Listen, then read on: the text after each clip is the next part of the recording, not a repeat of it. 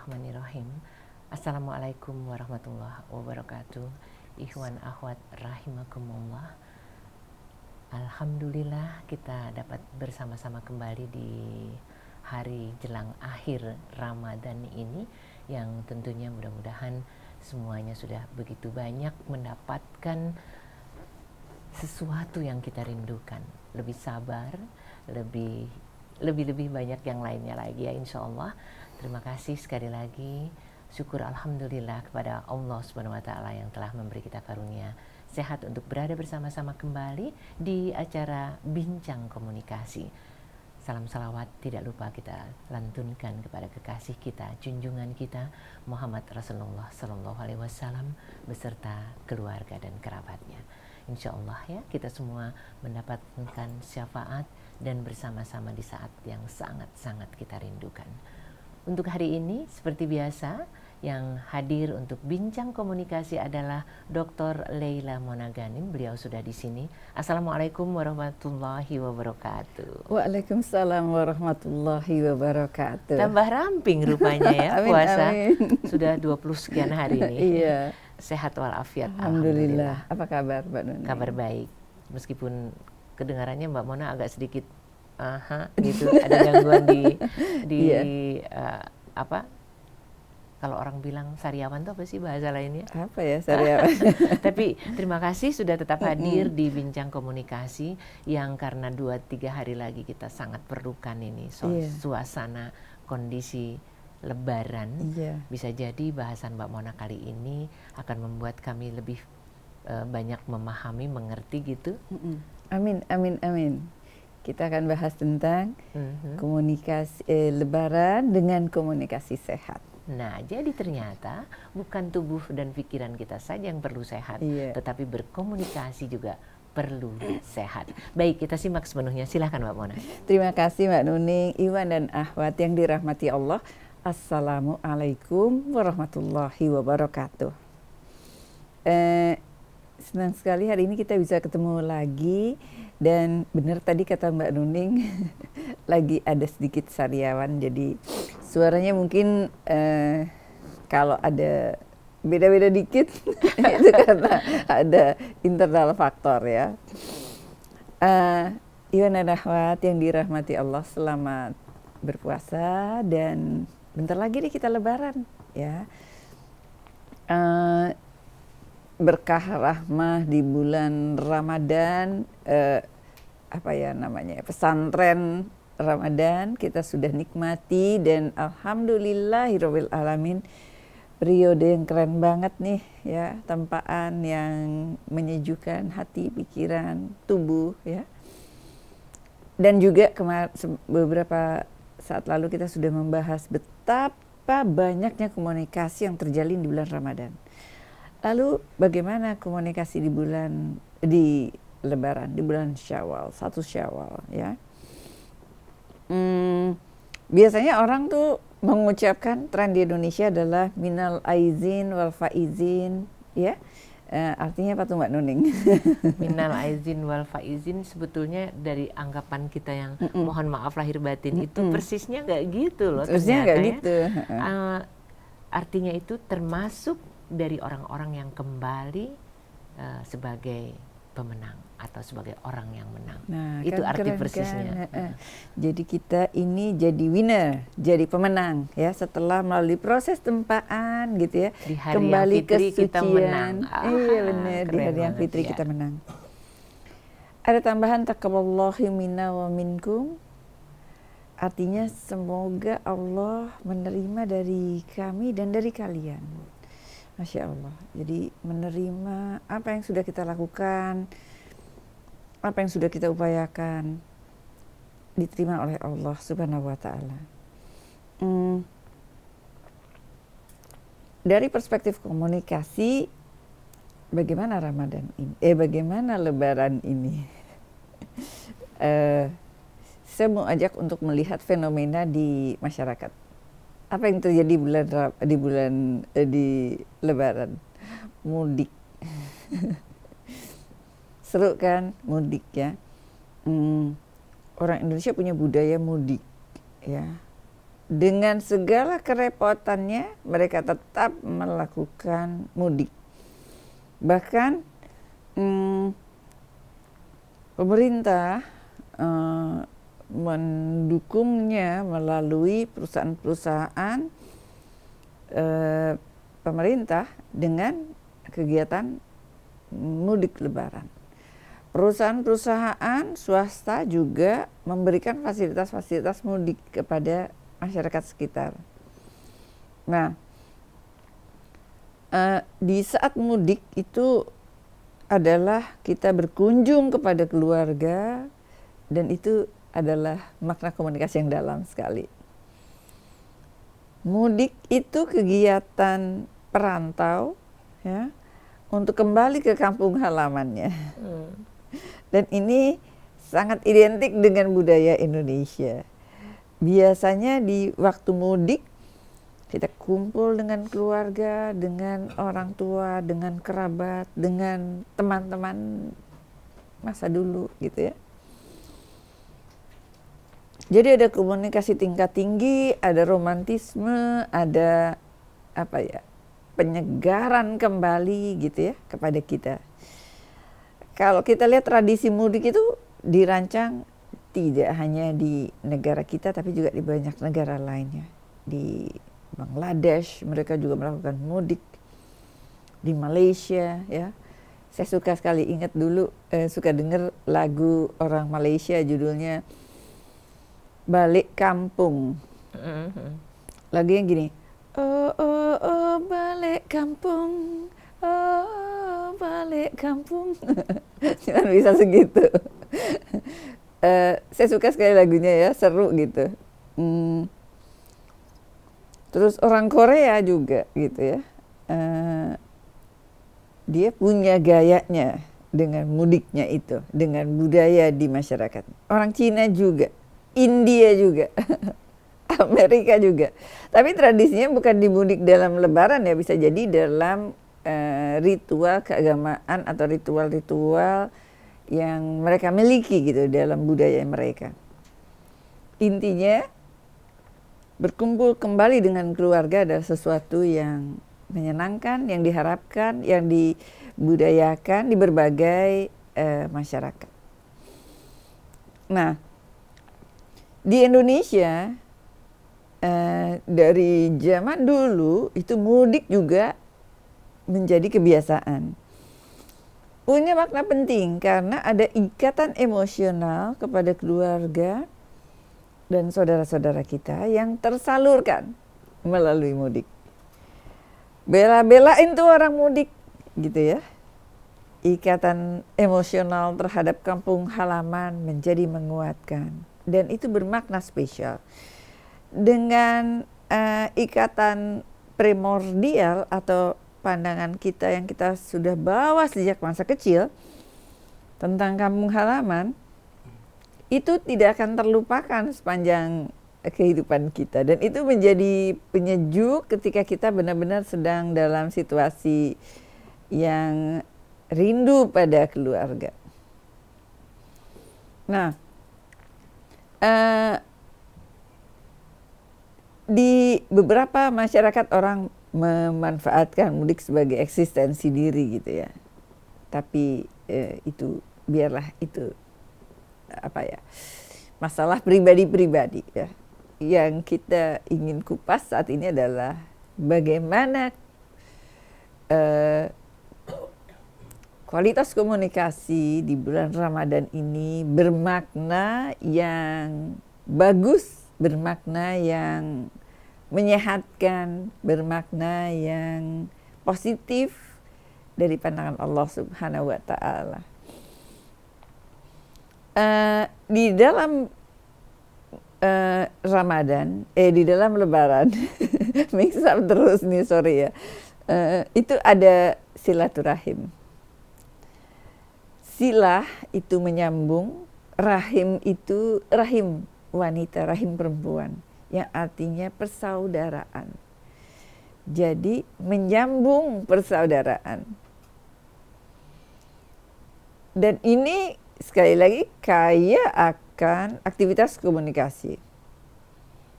dalam perjumpaan silaturahim tersebut ada banyak kedekatan fisik, kedekatan emosional yang terjalin. Di keluarga, komunikasi adalah untuk mempererat tali kekerabatan tadi, ya, tali silaturahim tadi. Itu sangat perlu dilakukan di dalam keluarga. Karena dalam komunikasi keluarga, kita mengharapkan adanya kasih sayang, adanya perhatian, ada kepercayaan, ada empati, ada dukungan, mau memberi, mau menerima, mau mendengarkan, mau sharing, dan banyak hal lagi. Gimana itu terjadi dengan adanya silaturahim, adanya perjumpaan tadi. Jadi komunikasi keluarga akan lebih terjalin dengan adanya silaturahim, Iwan dan Ahwat.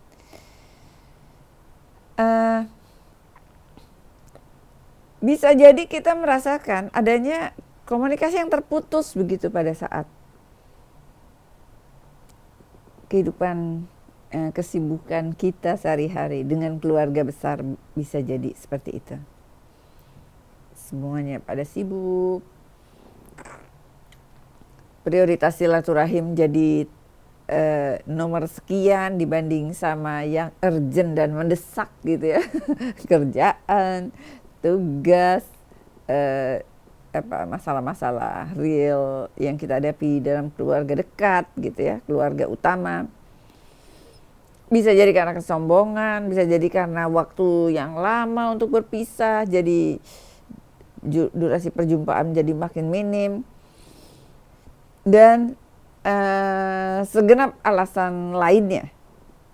Nah, dengan adanya Lebaran, masing-masing pada mudik tadi, atau masing-masing mencari waktu untuk bersilaturahim, kesempatan itulah kesempatan yang sangat bermakna. Kesempatan untuk bisa ngobrol banyak hal lagi gitu. Kesempatan untuk melupakan hal-hal yang menjadi batasan-batasan, atau juga menghidupkan kembali romantisme, kekerabatan, persaudaraan, kecintaan, caring, kepedulian, dan lain sebagainya. Dan di dalam Al-Quran dan hadis sudah banyak penjelasan yang mengkonfirmasi pentingnya silaturahim. Sebuah hadis mengatakan, barang siapa beriman kepada Allah dan hari akhir, hendaknya ia bersilaturahim. Ini hadis riwayat Bukhari dari Abu Hurairah.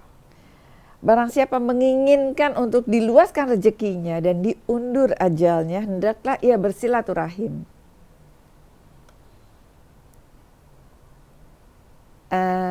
Dalam Quran An-Nisa ayat 36, sembahlah Allah dan janganlah kalian mempersekutukannya dengan sesuatu apapun. Serta berbuat baiklah kepada kedua orang tuamu, karib, kerabat, anak-anak yatim, orang-orang miskin, tetangga dekat, tetangga jauh, teman, musafir, dan hamba sahaya yang kalian miliki. Sungguh Allah tidak menyukai orang-orang yang sombong dan membanggakan diri.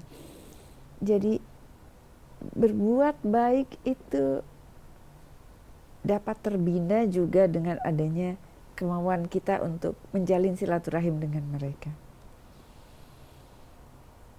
Tidak akan masuk surga pemutus silaturahim. Itu juga ada di dalam sebuah hadis. Jadi betapa Lebaran ini memfasilitasi fasilitas dari Allah gitu ya, untuk kita bisa bertemu dengan banyak orang. Menghabiskan waktu untuk bertemu dengan orang lain, dengan kerabat kita. Ini bukan sesuatu yang sia-sia kalau kita lihat dengan runtutan tadi gitu. Karena ada kehangatan muncul, karena ada kedekatan muncul, keakraban muncul di sana. ada satu kisah yang saya baca dan saya suka sekali gitu. Ceritanya begini. Pernah ada seorang pergi mengunjungi saudaranya di daerah lain gitu ya. Lalu Allah mengutus malaikat kepadanya di tengah perjalanan. Malaikat bertanya, "Kamu mau kemana?" Lalu dia menjawab, "Saya ingin mengunjungi saudara saya di daerah ini." Lalu malaikat bertanya, "Ada keuntungan nggak yang kamu dapatkan dengan kunjungan ini?" Orang itu bilang, enggak ada. Kecuali aku mencintainya karena Allah Azza wa Jalla. Maka malaikat mengatakan, sesungguhnya aku diutus oleh Allah kepadamu untuk mengabarkan bahwa Allah mencintaimu sebagaimana engkau mencintai saudaramu karenanya. Masya Allah. Jadi Mbak Nuning datang ke keluarga itu karena caring aja, nggak karena aku butuh sesuatu gitu.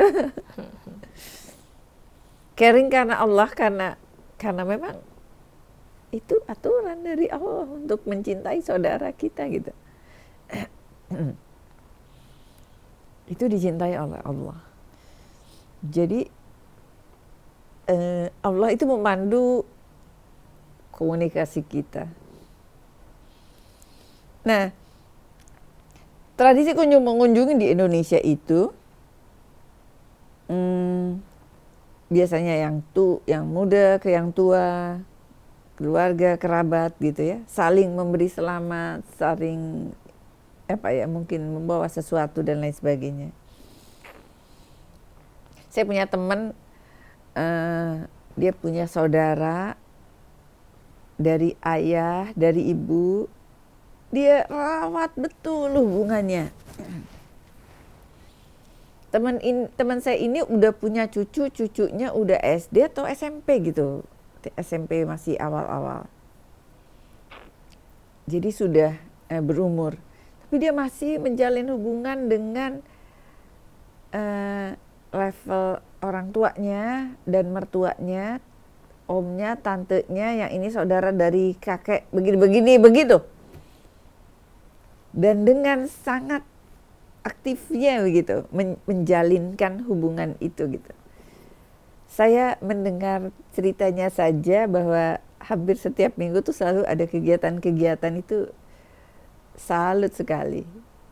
Di Jakarta orang masih mampu, atau di kota besar orang masih mampu menyelenggarakan seperti itu. Tidak hanya di kota besar, di kota-kota kecil pun karena banyak pertimbangan practicality atau kerjaan-kerjaan, jadi lupa sama hubungan silaturahim tadi. Saya punya satu contoh klasik di sebuah negara. Saya bacanya di buku Malcolm Gladwell. Dia punya satu tulisan yang menarik sekali. Ceritanya ini masyarakat Roseto. Kalau Ivana Nawat sempat baca tuh banyak tuh ceritanya tentang masyarakat Roseto. Mystery of the Rosetan People. Jadi Malcolm Gladwell itu adalah jurnalis dari Amerika yang tulisannya bagus sekali. Dia memberikan cukup banyak inspirasi penting gitu ya, tentang 10.000 jam untuk orang jadi keren di bidang apapun dan lain sebagainya. Tapi yang dia ceritakan ini adalah tentang sebuah masyarakat yang ada di Amerika. Dia ada di sebuah wilayah di Pennsylvania United States. Ada sebuah kampung yang ditempati oleh imigran asal Italia. Saya pernah ceritakan beberapa saat yang lalu deh, Mbak Nuning. Jadi si Malcolm Gladwell ini ketemu sama seorang dokter yang bertugas di kota Roseto itu. Terus si dokter itu cerita, bahwa dia hampir tidak pernah menemukan penduduk Lesotho yang meninggal di usia muda, dan kasus ini menarik untuk diteliti. Jadi cukup panjang umur orang Lesotho. Jadi si orang itu dengan beberapa mahasiswi dari Fakultas Kedokteran dan Sosiologi lalu melakukan penelitian. Dikumpulkan tuh sampel darah, catatan kematian, dan mempelajari cara makan mereka dan cara minum mereka. Orang Itali. Dari hasil penelitian itu menakjubkan.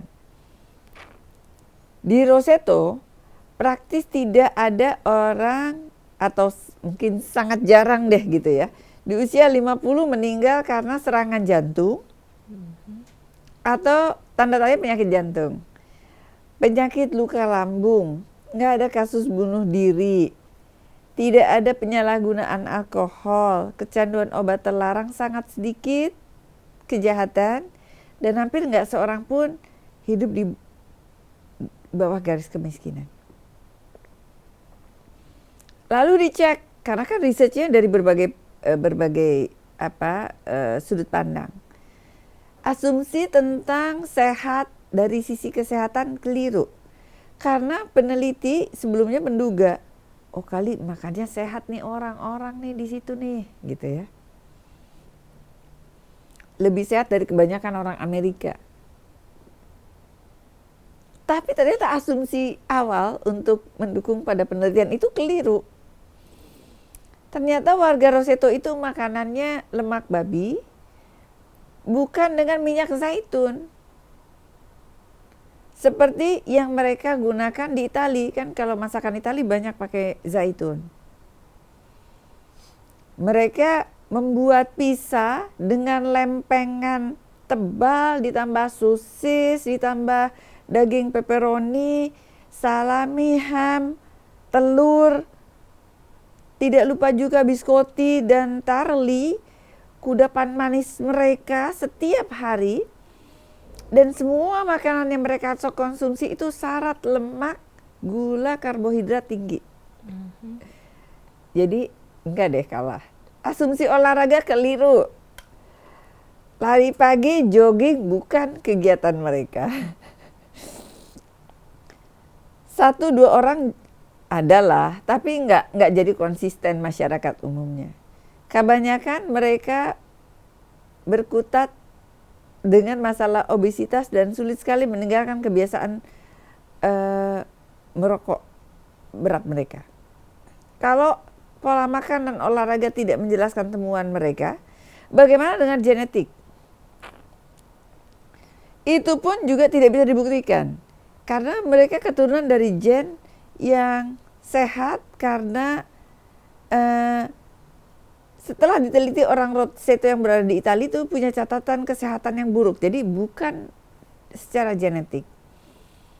Dan hal yang mulai disadari oleh tim peneliti adalah bukan pada pola makanan, olahraga, gen, dan letak geografis.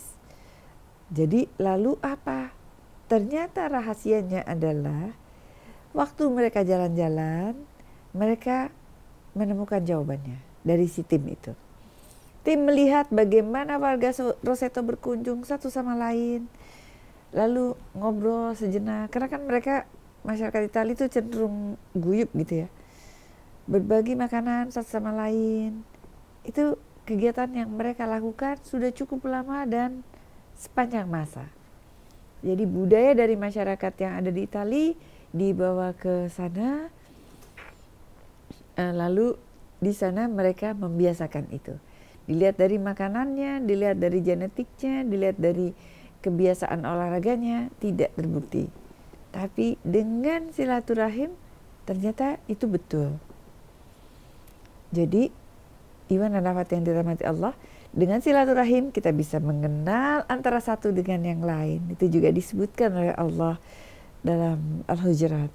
Dengan silaturahim kita jadi makin sayang, makin peduli. Ada persatuan dan kesatuan gitu ya, menjadi tumbuh. Persoalan dari masyarakat jadi mudah teratasi. saling berbagi ya, karena kita juga suka membawakan hal-hal yang menyenangkan gitu ya. Kemudian juga menyebarkan ilmu, kita jadi belajar satu sama lain melalui kegiatan silaturahim tersebut. Nah, selanjutnya saya akan membahas tentang halal bihalal, Mbak Nuning.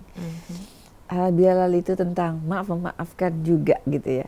Gimana, kita skip dulu, kita lanjut atau gimana? Kayaknya boleh istirahat dulu sebentar.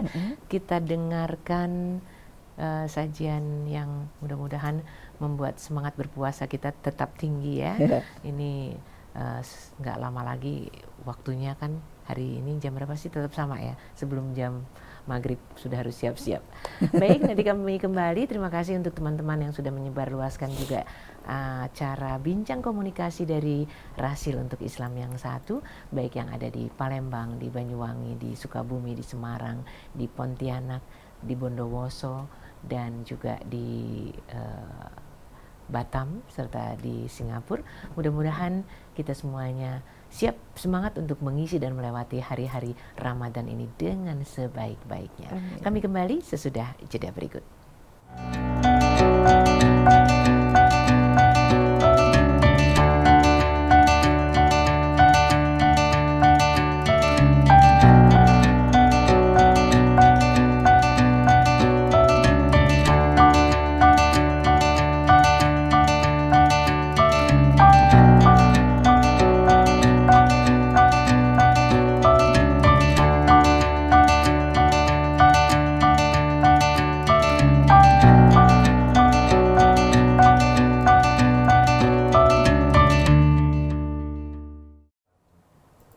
Terima kasih, masih tetap bersama Rasil untuk Islam yang satu, ditemani Mbak Leila Monaganim. Kita bicara tentang nanti 3 hari lagi adalah hari yang sangat-sangat kita rindukan. Kalau silaturahim tadi di negara lain bisa membuat orang sehat, nggak peduli pada makanannya, kalau kita gimana ya? Mari kita dengar lanjutannya. Oke, Iwan dan Ahmad yang dirahmati Allah. Nah, kita lanjutin ya, ngomongin tentang Lebaran itu bermakna komunikasi yang sehat begitu. Kenapa sehat? Karena di sana ada halal bihalal. Halal bihalal itu asalnya dari kata hala atau halala. Dan ini dalam konteks kalimatnya adalah penyelesaian problem, meluruskan benang kusut, mencairkan yang beku, melepaskan ikatan yang membelenggu. Jadi halal bihalal ada satu kegiatan maaf memaafkan atas kesalahan dan kehilafan melalui silaturahim, sehingga dapat mengubah hubungan jadi lebih bagus, lebih sehat, lebih positif. Dari benci jadi senang, dari tinggi hati jadi rendah hati, gitu ya. Dari yang tadinya ada dosa jadi bebas dosa, gitu ya. Saling memaafkan, memberikan keragaman pada bingkai persatuan dan kesatuan kita. Kita jadi makin dekat gitu. Jadi di dalam Lebaran ini ada kesempatan emas untuk membenahi komunikasi kita, dan ini diagendakan oleh Allah Subhanahu wa Ta'ala. Mari kita lihat tentang maaf memaafkan. Terminologi maaf itu bermakna menghapus. Kata maaf berarti pembebasan seorang dari hukuman, tuntutan, atau denda karena satu kesalahan. Hukuman yang dapat diterima sangat beragam. Bisa jadi hukuman sosial, bisa jadi dikucilkan, ditegur, digosipkan. Belum lagi hukuman pidana atau perdata. Yang terkait dengan permohonan maaf adalah dibebaskan. Dan permohonan maaf itu adalah pernyataan pernyataannya bagusnya verbal diomongkan dan nonverbal dari ekspresinya menyatakan permohonan maaf. Itu semua bentuk komunikasi.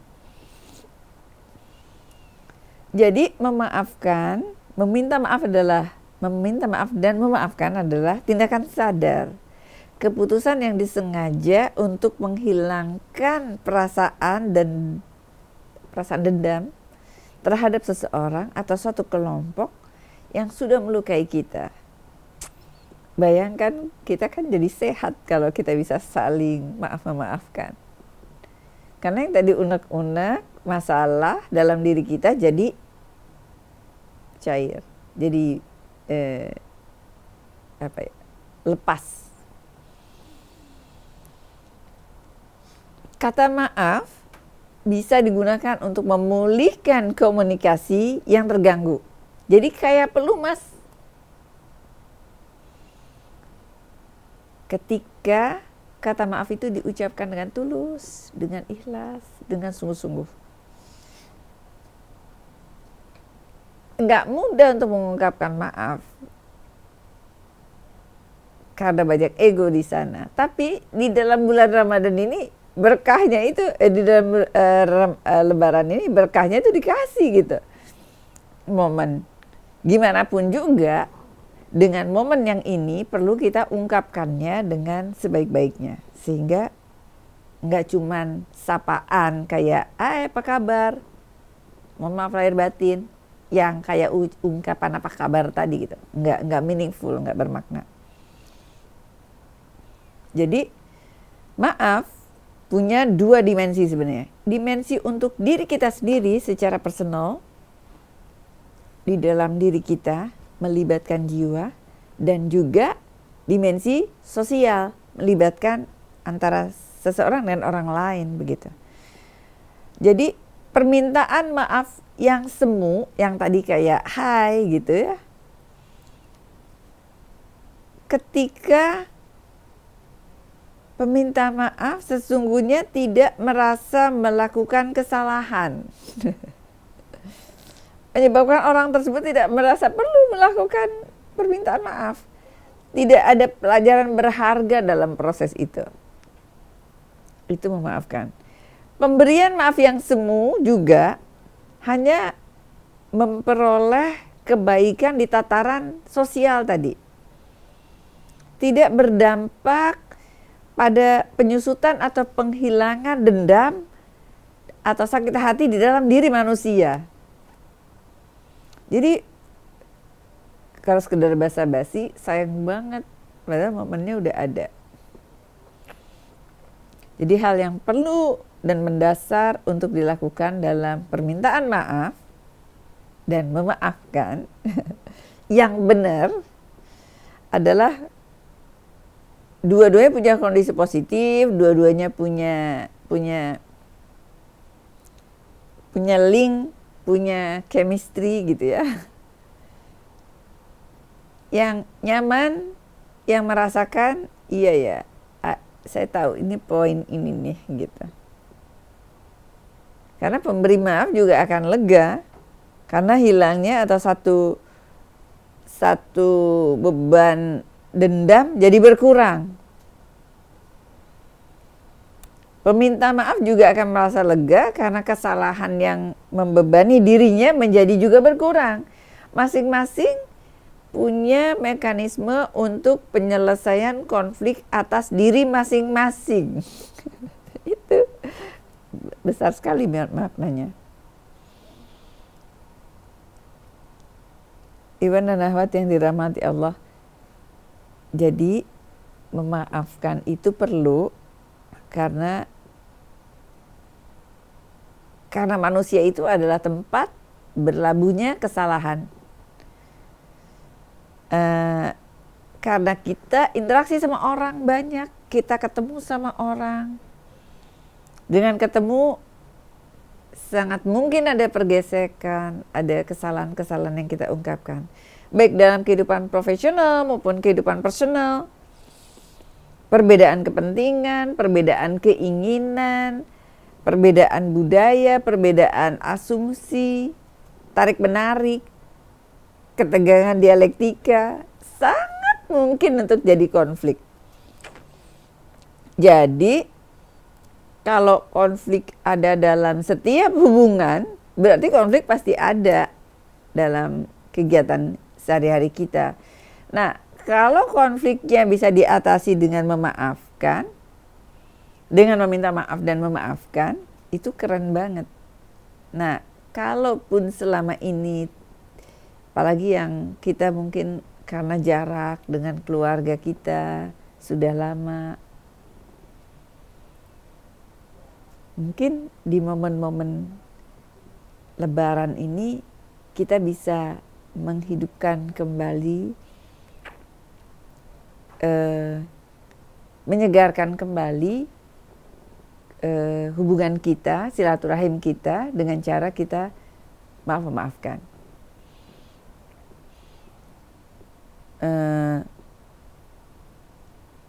Kalau aja manusia bisa saling memaafkan, bahkan memilih untuk membina komunikasi yang lebih bagus lagi, kita akan jadi sehat sama-sama.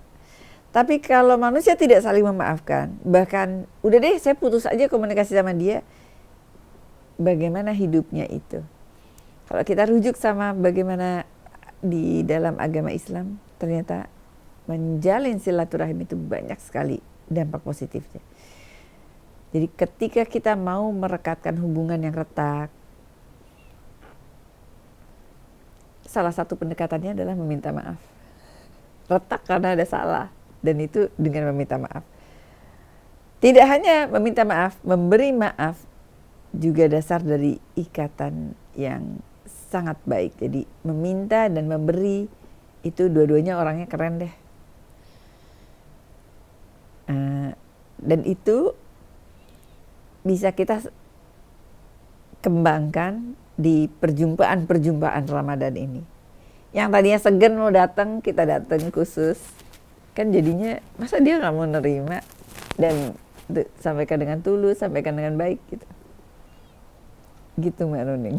Jadi saat yang paling tepat ketika kebimbangan atau perasaan nggak nyaman mendatangi seseorang karena ada jejak masa lalu, itu keren banget kalau dikerjakan pas Lebaran ya. Kan Betul. semuanya dianggap zero. Iya, betul. Jadi kalau kita punya masalah dengan 4-5 orang, 7-10 orang yang kayaknya nggak enak banget deh kalau ketemu, pas di saat Lebaran justru kita datengin. Iya. Mau kita Bagus malu kek, banget, mau ya. salah kek, pokoknya dateng aja karena pada saat itu kebanyakan orang terbuka Iya. hati dan kelembutannya gitu Iya. ya. Coba deh. Kayaknya nggak mungkin diusir juga ya. Iya. Jadi yang tadinya ada apa gitu ya. Jadi oh iya ya, jadinya bisa jadi saling mengerti, Jadi saling cair paham, malahan jadi ya. cair gitu. Jadi keren banget sebetulnya Lebaran tuh ya. Keren banget. Dulu pernah ada kejadian tetangga punya masalah dengan tetangga di lain tempat, tapi masih daerah sekitar itu. Beda RT. Tapi masih satu RW gitu ya. Nggak pernah saling bersapa. Pas Lebaran tuh, wah dengan lincah dan ramahnya saling berpelukan, habis itu baik lagi. Padahal sebelumnya amit-amit nggak pernah beneran. Iya, gitu. iya, iya. Kalau misalnya Mbak Mona, dia menjadi orang yang dianggap sepuh di kampung itu, biasa kan didatengin. Kalau dia ingin mendatangi, kira-kira gimana tuh? Yang harus bekal apa yang harus dipunya sama dia? Menurut saya kalau dia mau mendatangi itu sebuah apa ya, kan tradisi kita ini tradisi pakai budaya yang senior mendapat apa ya, lebih cenderung didatangi gitu. Tapi ketika dia mau mendatangi itu lebih aner menurut saya. Lebih apa ya?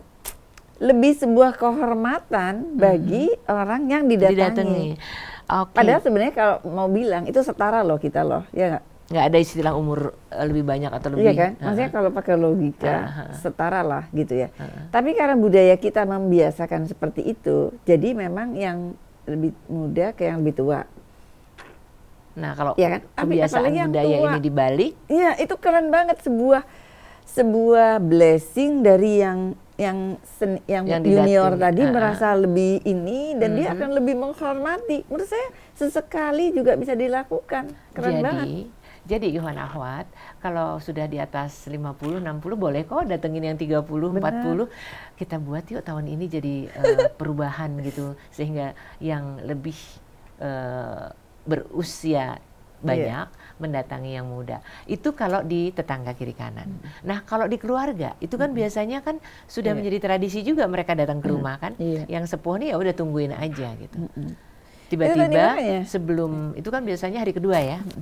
Biasanya kan kalau kita berkunjung hari kedua kan, hari pertama pasti keluarga doang gitu kan. Nah, di hari kedua sejak pagi kalau kita bisa eyang sama yang eyang kakung sama yang putri, oma sama opa itu diajak kita yang putranya nih mungkin, yuk kita ke rumah tante Anu, om Anu. Keren banget ya. Jadi kita balik gitu ya. Yang jelas nggak masalah ya dalam soal komunikasi. Nggak apa-apa sama sekali. Justru itu blessing juga, itu juga sebuah kehormatan dan jadinya lebih respect.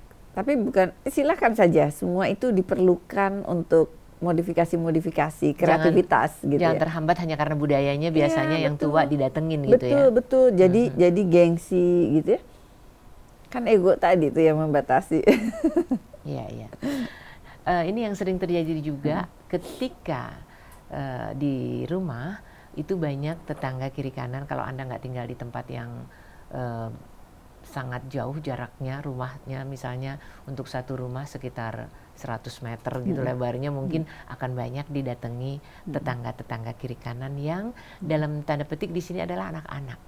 Itu biasanya kan kita nyediain uang baru tuh.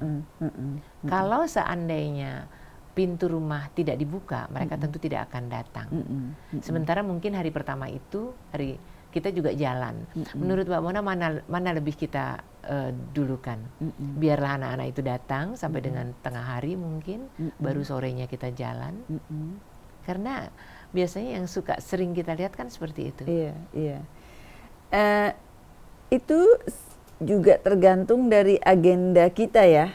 Iya, ketika kita misalnya punya agenda, ada satu agenda keluarga untuk berkumpul di hari pertama pagi misalnya, dengan durasi yang mengganggu kalau kita nunggu sampai jam tertentu gitu ya kan.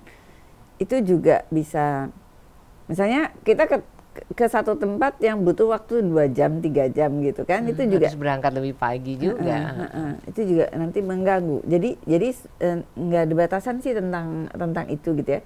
Itu kan kegiatan sosial di kita gitu. Kita bisa lakukan di jam berapa saja untuk anak-anak itu, misalnya dia datangnya kapan lagi atau nanti sore dan lain sebagainya. Bisa juga gitu. Kalau perlu kasih pengumuman ya. Anak-anak besok ibu tunggu gitu. Ya kalau misalnya kita mempunyai tradisi seperti itu gitu ya kan, itu banyak masyarakat dengan berbagai budaya berbeda-beda gitu ya. Ada yang seperti itu, ada yang hanya keluarga besarnya, ada juga yang tetangga-tetangga dan lain sebagainya. Kalau tadi dari kondisi yang ada di suku tertentu di luar negeri di mana makanannya gila, berlemak dan serba lezat tapi tidak mempengaruhi kesehatan mereka hanya karena mereka sering sekali melakukan silaturahmi, berbagi bukan cuma salam dan kehangatan tetapi juga berbagi makanan. Itu secara logika emang benar ya bahwa apa yang membuat kita bahagia gembira tidak membawa penyakit ke dalam diri gitu. Dari kajian medis yang seperti diungkapkan sama Malcolm Gladwell tadi tentang temannya yang dokter yang melakukan penelitian, kajian dari sisi medikal, dari sisi sosiologis, ternyata ketemunya masalah sosiologis, masalah hubungan antar pribadi manusia gitu, masalah masyarakat, bagaimana membangun masyarakatnya. Jadi di dalam kajian itu ternyata masalah medikal itu tidak terbukti. Lebih terbukti dari masalah perasaan tadi itu ya, kebahagiaan sosiologis tadi, masyarakat, bagaimana masyarakatnya gitu. Itu yang terjadi. Nah, ketika kita mau mengkonfirmasi lagi di daerah lain, kita juga bisa melakukan penelitian juga. Cuman kalau kita merujuk kepada Islam, ternyata memperpanjang umur. Betul. Ada nilai-nilai Ada nilai yang tertentu. sejalan begitu. Iya, iya. Kemudian juga benar Mbak Nuning, silaturahim itu kita jadi punya banyak peluang. Jadi ada satu tagline yang saya suka ya, unless you're networking, you are not working. Kalau nggak ada network, Anda nggak akan kerja gitu ya. Itu statement sederhananya. Kayak Jadi, kemarin ya sebelum kekerabatan, pertemanan atau silaturahim, networking, jaringan yang lebih banyak, pertemanan yang lebih banyak, itu memberikan peluang-peluang rezeki gitu. Banyak loh yang saya dapat dari ketemu orang, oh iya kita gini, ayo gitu. Jadi beruntunglah Anda yang sering bersilaturahmi, berkunjung ke tempat saudara atau teman-teman, atau bereunian. Reuni dalam artian bukan yang dulu-dulu, yang sekarang aja kalau ketemu kan 7 orang, 10 orang, kalau sebulan 2-3 kali dengan yang berbeda-beda, itu memberikan banyak peluang untuk lebih sehat ya. Betul. Meskipun yang dimakan mungkin makanannya macam-macam juga ya. Iya. Kan kalau kita kumpul di resto itu kan yang dimakan macam-macam. Atau makanan sederhana pun jadi enak banget. Jadi nasi sama sambal gitu ya. Ketika ketemu sama saudara-saudara, yuk makan yuk. Jadi itu kita cuma ada begini misalnya gitu ya. Kita cobain aja tuh rasanya seru gitu. Dibanding kalau makan sendiri, meskipun lauknya banyak ya, lebih enakan itu. Jadi warga Roseto tadi perlu ditiru ya, seringlah dan itu dari dipandu sama Allah, sama Islam. Keren ya. Mbak Nuning, sungguh ya saya merasa lebih banyak belajar tentang tentang komunikasi itu dilihat dari sisi Islam, itu ngaturnya bagus banget gitu. Yang ternyata sangat-sangat kita perlukan di dalam perjalanan hidup kita ya. Kebutuhan dasar manusia itu kan berinteraksi juga kan. Ini mungkin beberapa di antara Ikhwan Akhwat sedang berpikir nih, siapa yang nggak pernah didatengin ya? Kayaknya udah setahun lebih. Oh, betul. Oh tante itu, ya Allah kita nggak pernah ke sana. Nah sekarang bikin daftarnya. Ini kan tinggal 3 hari lagi nih. Yang tidak sering datang juga di dalam pertemuan keluarga besar, mungkin karena udah sepuh atau jauh, sengaja kita datengin, coba dibikin daftarnya. Mungkin ada 15-20, kita bikin tuh selama liburan lebaran ya, kita datangin gitu. Pasti mereka surprise banget. Hah, Mona, tumben amat katanya. Betul Mbak, betul. Ya, mudah-mudahan terus mengikis ego juga. Betul. Kan tadinya kan aku sebel nih sama dia nih misalnya begitu. Dulu nyinyir banget deh. Kan tadi Mbak Mona bilang kan mencairkan yang beku, memperindah hubungan, kemudian juga menghapus rasa bersalah kalau kita yang salah. Tapi kalau sebaliknya menghapus rasa tidak suka kalau tadinya kita enak banget gitu ya. Tapi ternyata ya kita itu nggak suka sama seseorang karena kita nggak kenal dia aja gitu loh. Kalau kita kenal dia tuh kita suka. Jadi gitu. persis dong ya, tak kenal tak sayang tuh ya. Benar. Benar. Ya. Kalau datang sambil bawa-bawa gitu masih masuk akal nggak sih kalau lebaran? Ya bawa boleh oleh-oleh aja, gitu, boleh sesuatu aja. Gitu. Boleh iya, boleh enggak. Bukan cuman itu kan harapannya, justru orang biasanya udah punya sesuatu ya kan di rumahnya ya kan. Soalnya kebanyakan dari beberapa kemarin yang sering kita temuin, aku datang ke tempat Om Anu karena bronkosnya di situ enak banget. Nah loh. Justru mau datang mau dan dia memang udah nyiapin sesuatu. Yang istimewa yang memang disukai keluarga besar misalnya gitu ya. Ini di bulan Lebaran ya. Biasanya tuh setiap keluarga, kami punya keluarga besar sekali. Ratusan saya tuh 17 kakak saudaranya. Terus keluarga mama juga ada keluarga besar gitu ya. Sampai kita ngadain dari sekarang nih nanti acara reuni keluarga, silaturahim keluarga besar dari mama, dari ayah gitu ya. Diadakan khusus gitu ya. Terpaksa sewa gedung tuh ya. Enggak, salah satu rumah keluarga yang besar, gitu ya. yang mau ini ketempatan gitu ya. Kita udah nyiapin nanti gini gitu. Jadi biasanya kalau kita datengin ke keluarga itu misalnya ya di keluarga, nanti setiap rumah itu udah nyiapin kekhasannya yang aku mau ini yang dimakan deh gitu. Karena yang lain-lain kan sama nih kira-kira gitu ya, ada kacang, ada apa nastar gitu-gitu ya. Kastengels. Ini yang bedaannya apa ya? Nah, misalnya di keluarga ini aku mau bikin bakso, aku mau bikin tom yum, aku mau bikin nasi liwet, aku mau bikin apa gitu loh Mbak Nuning. Selalu ada yang aku mau orang inget di di rumah ini gitu. Ya. Kalau memang misalnya waktu ada, kesehatan ada, memang harus di-arrange sih kayaknya. Yuk kita mau datengin berapa banyak orang. Dan sekali lagi tentang meminta maaf tadi Mbak Nuning. Ini kesempatannya. Jadi bisa jadi sehat kita karena kita plong. Bener plong. Kadang-kadang orang ego gitu ya. Karena dia misalnya ini ada satu kajian ya. Karena dia merasa kekuasaannya lebih besar.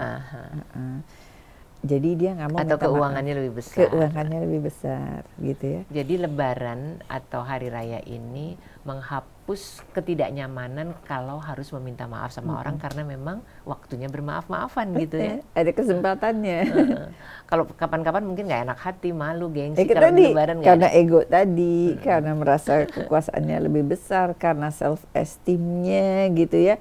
Jadi enggan minta maaf gitu ya. Jadi dirinya jadi terbelenggu untuk meminta maaf karena ada pikiran-pikiran yang membuat dia merasa dijaya lah gitu ya. Betul. Atau misalnya pengalaman masa kecil, kalau salah suruh minta maaf jadi nyebelin, merasa nggak salah suruh minta maaf gitu ya. Itu juga membuat dia menjadi punya self defensive yang negatif justru bahkan gitu. Atau misalnya ada persepsi orang yang mengatakan never apologize gitu ya, jangan pernah minta maaf gitu, itu kayaknya lemah gitu. Jadi ada pandangan-pandangan buruk tentang meminta maaf. Ini dikasih peluangnya yang tidak membuat kita merasa nggak enak tadi itu ya. Tapi berarti kalimatnya nggak cocok dong kalau kita bilang minal aidin wal faizin, kan itu nggak ada minta maaf sama sekali. Jadi tetap harus mohon maaf lahir dan batin. Tambahin ya. Karena kalau itu nggak di budaya lain loh, nggak banyak di budaya lain. Di Indonesia itu seperti itu. So menurut saya bagus gitu loh, pantas dipertahankan. Iya. Jadi salam kita pada orang-orang yang kembali sebagai orang yang menang ya, ketika kita nanti Lebaran kan Anda menang, saya juga menang ya, kita sudah melewati bulan Ramadan, puasa 30 hari penuh. Lantas kalimat itu mesti ditambahkan ya, mohon maaf lahir dan batin. Kalau mau pakai apa, taqabbalallahu minna wa minkum, ya pakai bahasa Indonesia mungkin lebih. Semoga Allah menerima amal ibadah Anda dan saya. Amal ibadah saya dan Anda gitu. Jadi dua-duanya ya. Okay. Kan kita menginginkan kita mendapat ini, mendapat maaf dari Allah, penerimaan ibadah kita gitu Mbak Nuni. Dan sekarang ini kan modelnya sudah dengan medsos ya. Apakah cukup lantas kita hanya bermaaf-maafan melalui WA, melalui SMS? Atau manakala durasi jarak tidak memang memungkinkan, tidak oke deh ya. Iya, telepon ke atau apa ya kan? Terus sekarang telepon juga sudah bahkan bisa pakai video call kan? Nggak bisa kita kerjakan semuanya secara fisik kan? Karena mungkin jaraknya jauh juga. Jadi itu pun nggak masalah. Nggak masalah. Oke. Saya rasa ada waktunya Mbak Mona merangkum bahasan kita hari ini. Mbak Nuning, Iwan dan Ahwat yang dirahmati Allah. Jadi bulan ini kita dapat tempaan keren gitu ya untuk memperbaiki diri melalui Ramadan yang luar biasa. Lalu setelah Ramadan kita mendapatkan Lebaran. Ini juga makna komunikasi yang sangat besar sekali. Jadi kesempatan kita untuk setelah refleksi diri yang dalam di bulan Ramadan, kesempatan kita untuk bertemu dengan orang yang banyak, menjalinkan silaturahim yang luas dengan keluarga kita, menghapus kesalahan-kesalahan kita dengan secara sadar mengajukan permohonan maaf dan memberikan maaf kepada keluarga kita. Lalu membangunkan komunikasi yang sehat kembali, menceriakan hubungan di antara kita. Ini kita lakukan dengan kesungguhan, dan ini adalah bentuk komunikasi yang diberikan oleh Allah dengan suasana yang sangat menyenangkan. Mari kita manfaatkan ini dengan sebaik-baiknya. Semoga apa yang kita diskusikan hari ini bisa bermanfaat untuk Ikhwan dan Akhwat semua dan juga untuk saya.